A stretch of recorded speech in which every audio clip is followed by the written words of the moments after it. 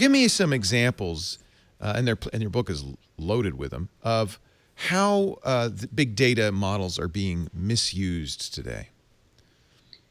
So I'll give you two examples, and you said it very well. It is the opposite of what we were hoping for the internet.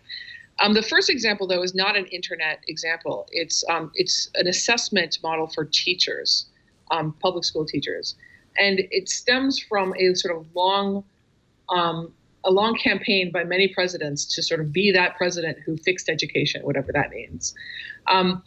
Well, what it means is we have a problem with what's called the achievement gap, which is that to say like rich kids are doing better on standardized test scores than poor kids. And the idea is, well, we're going to close that achievement gap, which is a worthy goal.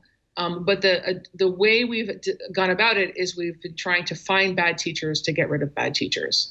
And finding bad teachers is much harder than it sounds. And the argument is basically that principals will protect bad teachers. So we need to use some kind of objective mathematical scoring system to find those bad teachers. And actually, there's been like more than one generation of such assessments. And the first one was really dumb. It didn't work. But let me tell you what it was, because it sets up the one that actually I want to talk about.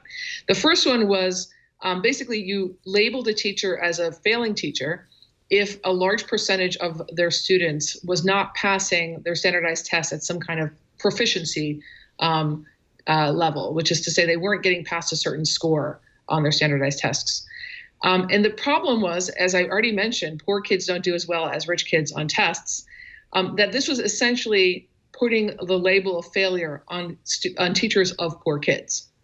And it wasn't fair because, if you have a bunch of kids that failed their third grade standardized test very badly, and you get half of them up to passing level on fourth grade, but still half of them are failing, then you've done a lot more good as a teacher than somebody who was in fifth grade who started out with kids that all passed in third grade, and then in fourth grade, only 75% of them passed. So the idea was we have to somehow account for where they were a year ago in order to measure a teacher, whether they're passing or failing.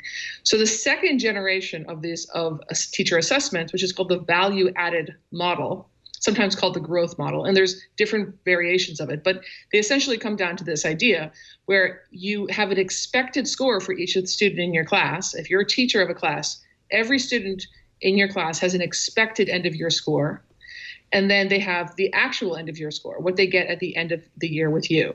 So if their expected end-of-year score was 75, but they actually got an 80, you will be given credit for those 5 points.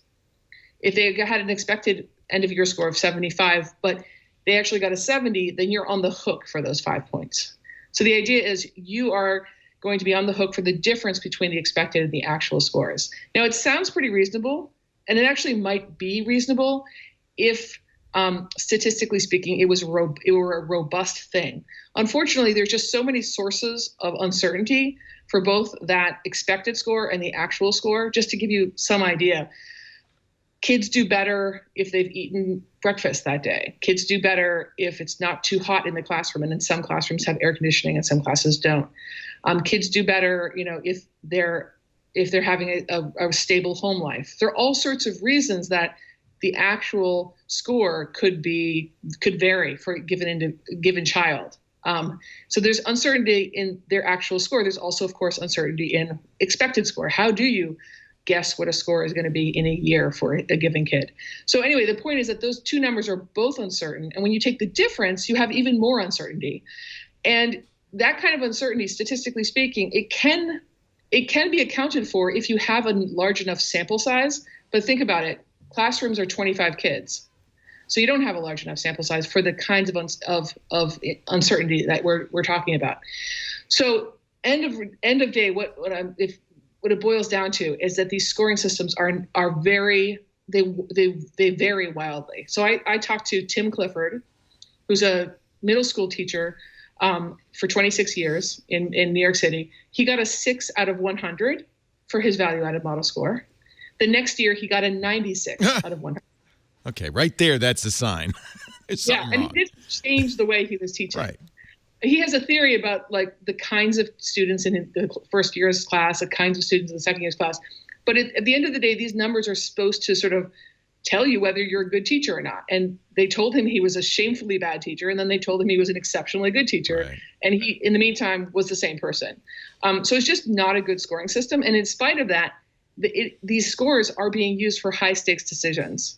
And they're just, and so I interviewed Sarah Wasaki, who in Washington, D.C. area school was actually fired for her bad assessment with 205 other teachers in the same year.